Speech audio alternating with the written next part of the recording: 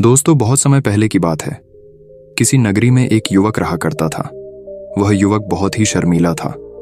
वह इतना शर्मीला था कि जब भी उसके सामने कोई नया व्यक्ति आ खड़ा होता तो वह उससे बात तक नहीं करता था। यहां तक कि जिन्हें वह जानता था, पहचानता था, उनसे भी बात करने में उसे बहुत शर्माया करता था। वह उनसे भी ठीक से बात नहीं कर पाता था और अपनी इस समस्या के कारण वह खुद ही बहुत परेशान रहता था, क्योंकि वह अपने जीवन में कुछ कर ही नहीं पा रहा था। धीरे धीरे समय बीतता गया और समय बीतने के साथ साथ उस युवक की शर्माने की आदत भी बढ़ती चली गई, जिसके कारण वह अत्यधिक निराश रहने लगा, परेशान रहने लगा, चिंतित रहने लगा। उसे यह समझ नहीं आ रहा था कि वह अपनी इस समस्या से किस तरह से छुटकारा पाए। उसके घर वाले भी अब उसकी इस समस्या को लेकर बहुत चिंतित रहने लगे थे। वे सोचते थे, इसका क्या होगा, ये अपने जीवन में कुछ कर पाएगा भी या नहीं। जब भी वह कहीं पर काम के लिए जाता तो लोग उसके इस सीधेपन का फायदा उठाते, उसे परेशान करते। वह कुछ ज्यादा कह नहीं पाता था, जिसके कारण उसे कोई कुछ भी कह देता और वहां से चला जाता है। इन्हीं सब कारणों की वजह से उसका मन कहीं भी किसी भी काम में नहीं लगता। वह हर काम को कुछ ही दिनों में छोड़ दिया करता। उसके मन में बहुत कुछ चल रहा था। उसके मन में विचारों के तूफान उठ रहे थे। वह सबसे बहुत कुछ कहना चाहता था, लेकिन अपनी इस आदत के कारण वह किसी से कुछ नहीं कह पा रहा था। वह अंदर ही अंदर घुटता जा रहा था।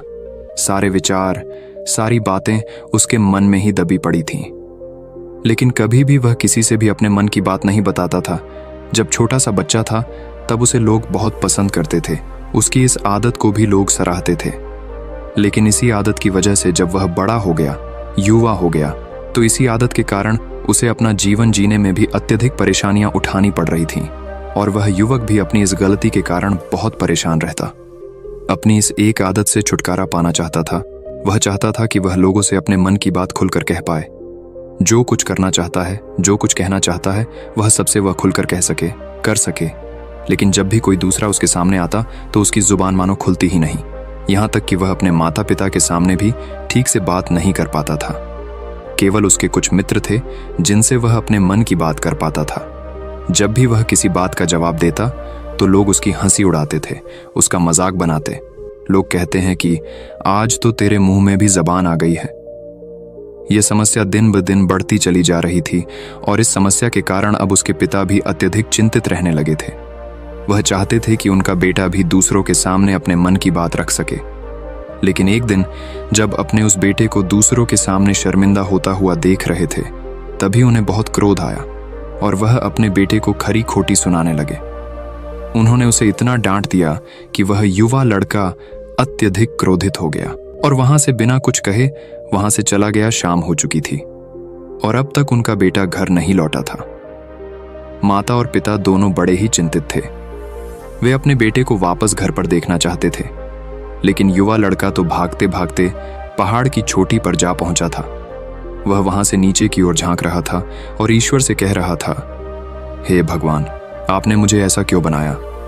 लोग मेरा मजाक उड़ाते हैं, लोग मेरी हंसी उड़ाते हैं। जब मैं इस दुनिया में अपने मन की बात रख ही नहीं सकता, मैं किसी से कुछ कह ही नहीं सकता, तो फिर मैं इस जीवन को जी कर क्या करूंगा? जब भी मैं किसी से कुछ कहने की कोशिश करता हूं तो लोग मेरा मजाक बनाते हैं, मेरी हंसी उड़ाते हैं, यहाँ तक कि वह मुझसे कुछ भी कहकर चले जाते हैं और मैं उनका जवाब नहीं दे पाता। ऐसा जीवन जीकर मुझे क्या मिलेगा? इसलिए मैं तेरे पास आ रहा हूं। इतना कहकर जैसे ही वह युवक कूदने की तैयारी कर रहा था कि तभी पीछे से आवाज सुनाई पड़ी, बेटा, जान देना तो बहुत आसान है, लेकिन इस जान को तुम वापस नहीं पा सकोगे। जैसे ही ये आवाज उसके कानों में पड़ी, वह पीछे मुड़कर देखने लगा। उसने जैसे ही पीछे मुड़कर देखा, उसने पाया कि एक बौद्ध भिक्षु उसके पीछे खड़े हैं। उन्हें देखकर वह डर सा गया और अपने कदम पीछे खींच लिए और चुपचाप वहां पर खड़ा हो गया। अपनी आदत के कारण वह उनसे कुछ कह नहीं पा रहा था। तभी बौद्ध भिक्षु उस युवक से कहते हैं, बेटा, क्या बात है? आखिर तुम यहाँ पर क्या कर रहे हो और तुम अपने इस जीवन को क्यों समाप्त करना चाहते हो? ये अनमोल जीवन बहुत कम लोगों को नसीब होता है और तुम्हें यह जीवन व्यर्थ लगता है। इस पर वह युवक कहता है, नहीं नहीं, कुछ नहीं, मैं तो बस यहाँ पर खड़ा होकर देख रहा था। तभी बौद्ध भिक्षु उस युवक से कहते हैं, बेटा, मैं जानता हूं कि तुम यहाँ पर क्या करने आए थे। तुम मुझसे कुछ नहीं छुपा सकते, लेकिन मैं चाहता हूं कि तुम अपनी समस्या मुझसे खुद बताओ, तभी मैं उसका समाधान तुम्हें बता पाऊंगा। यदि तुम चाहते हो कि कोई तुम्हारी मदद करे तो उसके लिए पहले तुम्हें ही आगे बढ़ना होगा। यदि तुम चाहते हो कि मैं तुम्हारी समस्या का समाधान करूं तो तुम्हें मुझे अपनी समस्या बतानी होगी, वरना मैं कुछ नहीं कर सकूंगा। उन बौद्ध भिक्षु की यह बात सुनकर वह युवक कहता है, नहीं नहीं, मैं ठीक हूं, मैं सच कह रहा हूं। उस युवक की यह बात सुनकर बौद्ध भिक्षु उस युवक से कहते हैं, ठीक है बेटा, यदि तुम नहीं चाहते कि मैं तुम्हारी मदद करूं तो कोई बात नहीं, मैं तुम्हारी बात पर विश्वास कर लेता हूं। लेकिन तुम्हें भी मेरी एक बात पर विश्वास करना चाहिए कि मैं तुम्हारी मदद के लिए ही यहाँ पर आया हूँ। तुम चाहो तो तुम अपनी समस्या मुझे बता सकते हो और मैं तुम्हारी इस समस्या का समाधान भी अवश्य करूंगा। इसका जवाब देते हुए युवक उन बौद्ध भिक्षु से कहता है, नहीं नहीं, मैं ठीक हूँ, आप जाइए। इस पर वह बौद्ध भिक्षु उस युवक से कहते हैं, ठीक है बेटा, यदि तुम चाहते हो कि मैं यहाँ से चला जाऊं तो मैं यहाँ से चला जाता हूँ, लेकिन मेरी एक बात याद रखना, मेरे जाने के बाद मैं तुम्हारी कोई मदद नहीं कर पाऊंगा और हो सकता है कि तुम्हारी मदद के लिए कोई और आगे भी ना आए। इतना कहकर बौद्ध भिक्षु पीछे की ओर मुड़े और अपने मार्ग में आगे बढ़ने लगे। वो युवक वहीं पर खड़ा होकर ये सब देख रहा था। जैसे ही वह कुछ दूर पहुंचे तभी उस युवक ने जोर से आवाज लगाई, गुरुदेव, मेरी समस्या बहुत बड़ी है, क्या आप उसका समाधान कर सकेंगे? क्या आप मुझे उसका समाधान दे सकेंगे? यह सुनकर बौद्ध भिक्षु वहीं पर खड़े हो गए और पीछे मुड़कर उन्होंने उस युवक की बात का जवाब देते हुए कहा, बेटा, इस दुनिया में कोई भी ऐसी समस्या नहीं है जिसका कोई समाधान ना हो। यदि तुम मुझे अपनी समस्या बताओगे तो मैं उसका समाधान अवश्य करूंगा। तभी वह युवक उन बौद्ध भिक्षु से अपनी समस्या बताते हुए कहता है, गुरुवर, मेरी एक बहुत बड़ी समस्या है कि मैं शर्मिला हूं, जिसके कारण मैं किसी से कोई बात नहीं कर पाता। यहां तक कि मैं अपने मन की बात भी किसी को नहीं बता पाता। जब भी मैं किसी से बात करने की कोशिश करता हूं तो लोग मेरा मजाक उड़ाते हैं, मेरी हंसी उड़ाते हैं। जब भी मुझे कोई खरी खोटी सुनाता है, उलटी सीधी बातें करता है, तो मैं उनका जवाब नहीं दे पाता। मैं लोगों की तरह चालाक बनना चाहता हूं, लोगों की तरह बातों का जवाब देना चाहता हूं, अपने मन की बात करना चाहता हूं। मैं इस दुनिया के साथ कदम से कदम मिलाकर आगे बढ़ना चाहता हूं। क्या इसका कोई समाधान है? उन बौद्ध भिक्षु ने उस युवक की सारी बातें ध्यानपूर्वक सुनी और फिर जवाब देते हुए कहते हैं, बेटा, जरूरत से ज्यादा शर्मीला होना, इसका अर्थ यह है कि तुम्हारे अंदर कोई डर है जिसे तुम पहचान नहीं पा रहे हो, जिसका कारण उसका समाधान करने में भी असमर्थ है। शर्म करना अलग बात है और डरना अलग। जब हमारे भीतर डर होता है तब हम कहीं भी किसी से भी कोई भी बात नहीं कर सकते। हमें चारों तरफ केवल डर ही नजर आता है और हम हर जगह से डरते ही रहते हैं। लेकिन इसे शर्माना नहीं कहते। शर्म तो बस एक हद तक तुम्हें चुप रख सकता है। फिर वह बौद्ध भिक्षु उस युवक से कहते हैं, बेटा, तुम सबसे अधिक किससे शर्माते हो? युवक इसका जवाब देते हुए कहता है, गुरुवर, मुझे अपने पिता से बात करने में बहुत शर्म आती है। मैं उनके सामने कुछ बोल ही नहीं पाता। तभी वह बौद्ध भिक्षु उस युवक से कहते हैं, अच्छा, तो ये बताओ, जब तुम अपने पिता से बात कर रहे होते हो या फिर बात करने का प्रयास करते हो तो तुम्हारे मन में कैसे ख्याल आते हैं? युवक इसका जवाब देते हुए कहता है, गुरुवर, जब भी मैं अपने पिता से बात करने का प्रयास करता हूं तो मुझे ऐसा लगता है कि मानो मेरे पिता अभी मुझे डांट देंगे, मुझ पर क्रोध करेंगे, मुझसे नाराज हो जाएंगे और कहीं ना कहीं मुझे यह भी लगता है कि मैं कुछ गलत बात ही करूंगा। यहाँ तक कि मेरे मन में ऐसे भी ख्याल आते हैं कि शायद मेरे पिता मुझसे प्यार ही नहीं करते। परंतु गुरुवर, आप कहते हैं कि शर्म अलग है और डरना अलग बात है, तो क्या कोई ऐसा उपाय है जिससे मुझे डर ही ना हो? क्या कोई ऐसा रास्ता है जिससे मेरे अंदर का ये डर पूरी तरह से समाप्त हो जाए? कृपा करके मुझे इस समस्या का समाधान बताइए। मुझे अपने इस डर से बाहर निकलना है। मुझे लोगों की तरह अपने इस जीवन को खुलकर जीना है।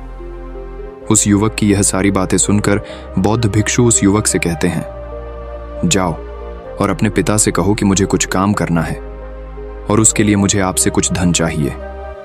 यदि तुम उनसे धन मांगने में कामयाब हो गए तो मैं तुम्हें तुम्हारी समस्या का समाधान अवश्य बताऊंगा। वह युवक काफी घबरा गया। उसने उन गुरुवर से कहा, हे गुरुवर, मुझे यह कार्य न दीजिए। मैं उनसे कुछ नहीं कह पाता। उनके सामने तो मेरी बोलती तक बंद हो जाती है। मैं उनसे धन भला कैसे मांगूंगा? ये बात सुनकर बौद्ध भिक्षु उस युवक से कहते हैं, तब तो तुम्हारी समस्या का कोई भी समाधान नहीं है और ना ही तुम कभी भी अपने जीवन को खुलकर जी पाओगे। यह बात सुनकर युवक उन भिक्षुओं से कहता है, गुरुवर्ग, ऐसा ना कहे, कृपा करके मुझे कोई और कार्य बताइए, कोई ऐसा कार्य जिससे मेरे अंदर का डर पूरी तरह से समाप्त हो जाए। कोई ऐसा समाधान बताइए। इसका जवाब देते हुए वह बौद्ध भिक्षु उस युवक से कहते हैं, बेटा, यदि तुम्हें अपने अंदर के डर को समाप्त करना है तो पहले तुम्हें मेरा यह कार्य करना होगा जो मैंने तुम्हें कहा है। वह युवक घबराकर काफी देर सोच विचार करने के बाद पुन गुरुवर से कहता है, ठीक है, यदि आप चाहते हैं कि मैं इस कार्य को करूं तो मैं इसे करने का पूरा प्रयास करूंगा। इतना कहकर वह युवक अपने घर लौट जाता है। उसे देखकर उसके माता पिता बहुत खुश हो जाते हैं और वह युवक अपने पिता से डरते डरते कहता है, पिताजी, मुझे आपसे कुछ बात कहनी है। इस पर उसके पिता कहते हैं, बोलो क्या बात है। युवक आगे कहता है, पिताजी, मैं कुछ काम करना चाहता हूं और उसके लिए मुझे आपसे कुछ धन चाहिए। क्या आप मुझे कुछ धन दे सकते हैं? इतना सुनकर उस युवक के पिता ने उसकी ओर ध्यान से देखा। काफी देर देखने के बाद वह खुशी से झूम उठे और तुरंत ही उन्होंने कुछ धन अपने पुत्र के हाथों पर रख दिया और कहने लगे, बेटा, इतना धन काफी है कि तुम्हें और चाहिए। इसके जवाब में वह युवक अपने पिता से कहता है, नहीं नहीं पिताजी, इतना काफी है, मैं इतने से काम चला लूंगा। वह युवक को उस धन को लेकर तुरंत दौड़ा दौड़ा उन बौद्ध भिक्षु के पास लौटा और जो धन उसने अपने हाथों में ले रखा था उसे दिखाते हुए वह कहता है, गुरुवर, जैसा आपने कहा था मैं धन लेकर आपके पास आ चुका हूं। मैंने अपने पिता से धन मांग लिया है। अब मुझे आप मेरी समस्या का समाधान बताओ। तभी बौद्ध भिक्षु उस युवक से कहते हैं, अरे इतनी जल्दी क्या है, अभी तो तुम्हें मेरे लिए एक और काम करना है, तभी मैं तुम्हें तुम्हारी समस्या का समाधान अवश्य बताऊंगा। और यदि तुम मेरे लिए इस कार्य को पूरा नहीं कर सके तो मैं तुम्हें कभी भी तुम्हारी समस्या का समाधान नहीं बताने वाला। तभी वह युवक उन बौद्ध भिक्षुओं से कहता है, हे गुरुवर, अभी तो मैंने आपके लिए एक काम किया है, अभी आप मुझे एक और काम करने के लिए कह रहे हैं। तभी बौद्ध भिक्षु उस युवक से कहते हैं, हाँ, तुम्हें मेरे लिए एक और काम करना ही होगा। वह युवक एक बार फिर से काफी देर सोच विचार कर उन बौद्ध भिक्षु से कहता है, अच्छा ठीक है, बताइए अब मुझे क्या करना है। इसके जवाब में बौद्ध भिक्षु उस युवक से कहते हैं, जाओ और यह धन जो तुमने अपने पिता से मांग कर लाया है, इस धन को वापस अपने पिता को लौटा दो और साथ साथ ये भी कहना कि पिताजी, मैं अभी काम नहीं करना चाहता हूं, लेकिन जब समय आएगा तो मैं आपसे यह धन वापस ले लूंगा और उससे अपना काम पूरा करूंगा। यह बात सुनकर युवक एक बार फिर से ऊपर से नीचे तक पूरी तरह से कांप गया और कहने लगा, गुरुवर, आप मुझे कोई और काम सौंप दीजिए, मैं उसे जरूर करूंगा। लेकिन अब यदि मैं धन लेकर उनके पास वापस गया तो वह क्या सोचेंगे मेरे बारे में? मैं तो शर्मिंदा हो जाऊंगा उनके सामने। इसलिए गुरुवर, कृपया करके मुझे कोई और काम दे। तभी बौद्ध भिक्षु उस युवक से कहते हैं, बेटा, जो काम मैंने तुम्हें सौंपा है तुम्हें उसी कार्य को पूरा करना होगा, अन्यथा तुम्हारी समस्या का समाधान मैं तुम्हें नहीं बताने वाला। काफी देर सोच विचार करने के बाद वह उन बौद्ध भिक्षु से कहता है, ठीक है गुरुवर, मैं वापस जाता हूं और ये धन लौटाकर मैं अब भी आता। वह तुरंत दौड़ा अपने पिता के पास वापस लौटा और उसने अपने पिता से कहा, पिताजी, मैं यह धन अभी नहीं लेना चाहता, अभी ये धन आप मुझसे वापस ले लीजिए। जब मुझे कोई काम पड़ेगा तो मैं आपसे ये धन वापस ले लूंगा। उसके पिता ने उस युवक की तरफ घूर घूर कर काफी देर तक देखा और फिर मुस्कुराते हुए कहने लगे, बेटा, मैं समझता हूं कि किसी भी काम को शुरू करने से पहले हमें उसके बारे में जानकारी इकट्ठा करनी चाहिए। उसके बारे में समझना जरूरी है।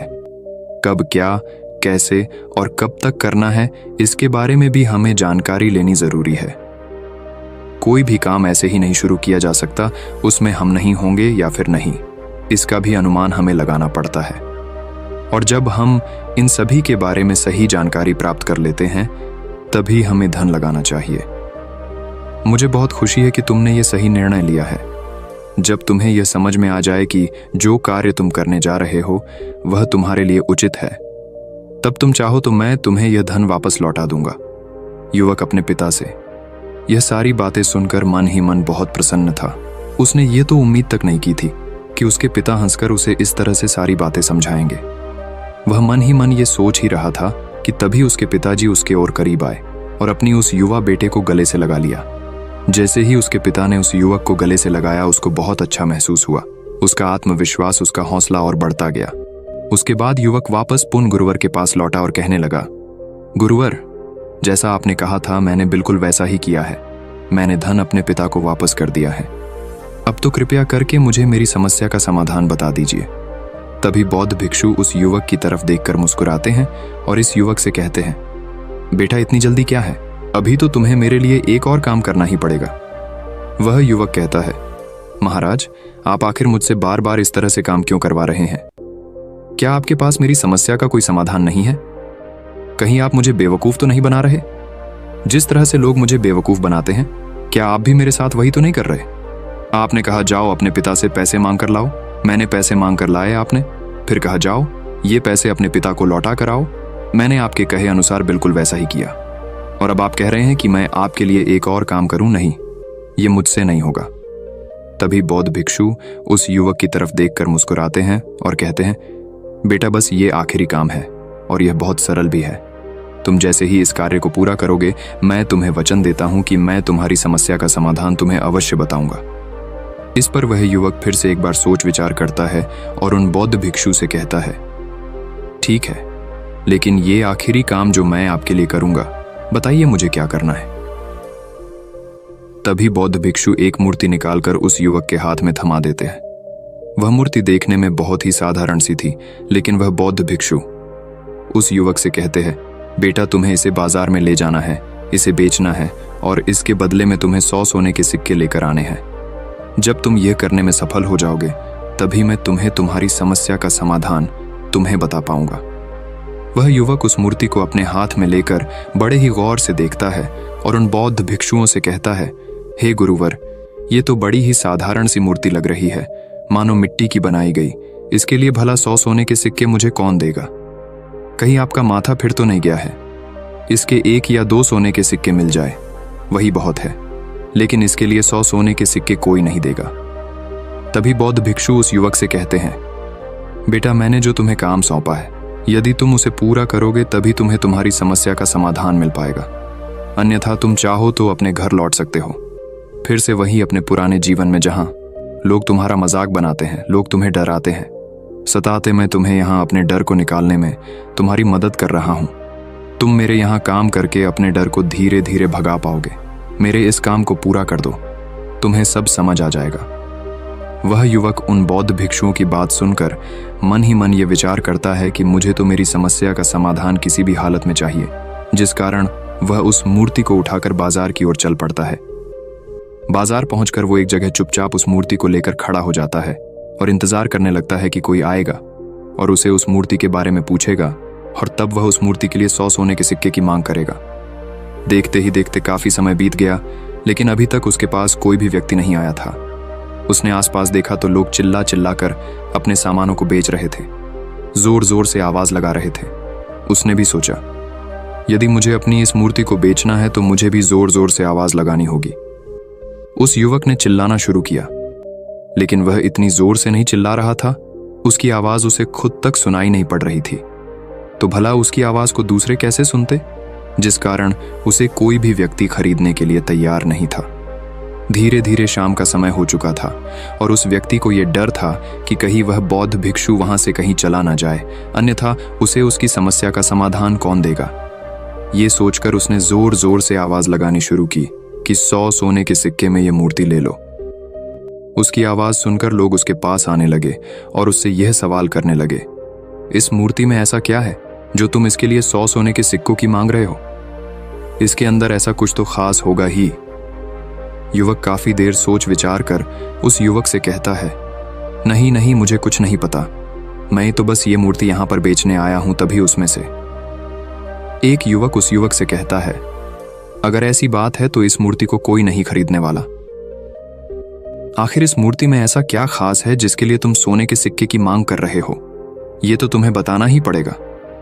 धीरे धीरे कई लोग उसके पास आए और सभी ने बस एक ही सवाल किया, आखिर इस मूर्ति में ऐसा क्या खास है, ऐसी क्या बात है जिसके लिए तुम सोने के सिक्के की मांग कर रहे? उस युवक ने उससे बातचीत की, उन्हें समझाने की कोशिश की, कई प्रयत्न किए, लेकिन कोई भी उस मूर्ति को सोने के सिक्के देकर खरीदने के लिए तैयार नहीं था। वह निराश हो गया, उसे कुछ समझ नहीं आ रहा था कि वह क्या करे।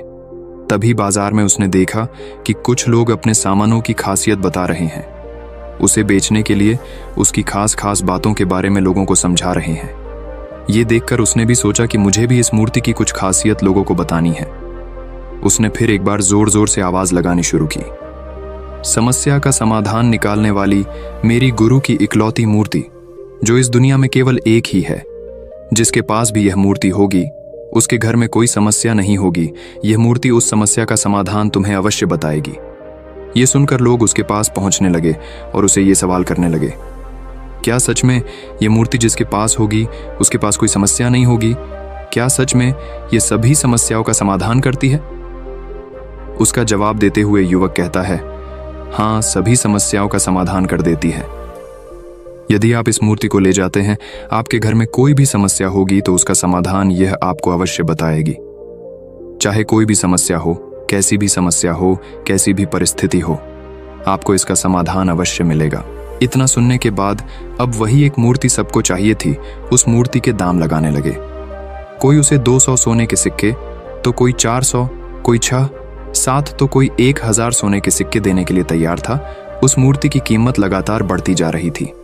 जैसे जैसे लोगों को पता चलता जा रहा था कि ये मूर्ति लोगों की समस्या का समाधान करती है, लोग उसे किसी भी कीमत पर खरीदने के लिए तैयार हो गए थे। अब वह युवक भी आत्मविश्वास के साथ और जोर से चिल्ला रहा था, लोगों को उस मूर्ति के बारे में समझा रहा था, बता रहा था। अब उसके मन में कोई डर नहीं था। वह लोगों को उस मूर्ति के बारे में पूरे आत्मविश्वास के साथ बिना घबराए उस मूर्ति की खासियत बताने में लगा हुआ था, जिसके कारण लोग उस पर भरोसा कर रहे थे और वह भरोसा लोगों की नजरों में नजर भी आ रहा था। जैसे जैसे अंधेरा होता गया, लेकिन लोगों की भीड़ मानो कम होने का नाम ही नहीं ले रही थी। लोग उस मूर्ति को खरीदना चाहते थे। उस युवक ने जोर से आवाज लगाई कि मुझे क्षमा करे, यह मेरे गुरु की मूर्ति है और मैं इसे बेचना नहीं चाहता। इतना कहकर वह युवक उस मूर्ति को लेकर वापस खाली हाथ लौट आया और उन गुरुवर के पास पहुंचा और उन गुरुवार से कहने लगा, हे गुरुदेव, आपका बहुत बहुत धन्यवाद। इस मूर्ति ने मेरी समस्या का समाधान कर दिया। मुझे समझ में आ गया कि मेरी क्या समस्या थी।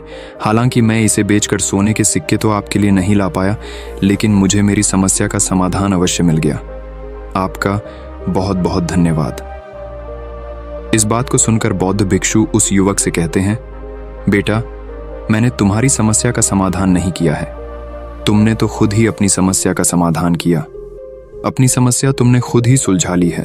तुम्हारे मन में हजारों सवाल थे, मैं ये करूंगा तो लोग मेरे बारे में क्या सोचेंगे, यदि मैं अपना मुंह खोलूंगा तो लोग मेरे पर हंसेंगे, यदि मैंने मुंह खोला तो मैं कुछ गलत ही करूंगा।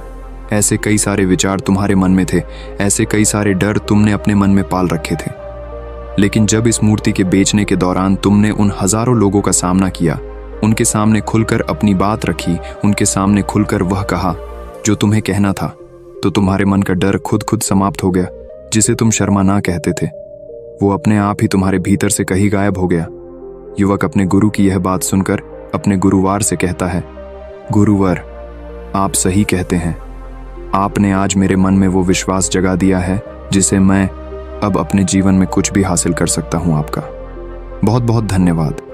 डर को धीरे धीरे खत्म करने से ना ही आपको शर्म आएगी और ना ही डर लगेगा, और जब आपके भीतर का डर हमेशा के लिए समाप्त हो जाएगा तो आप अपने जीवन में जो भी कुछ करना चाहते हैं, जो भी कुछ पाना चाहते हैं, उसका रास्ता आपके लिए पूरी तरह से साफ हो जाएगा और आप अपने मार्ग पर तेजी से आगे की ओर बढ़ने में सक्षम भी हो जाएंगे।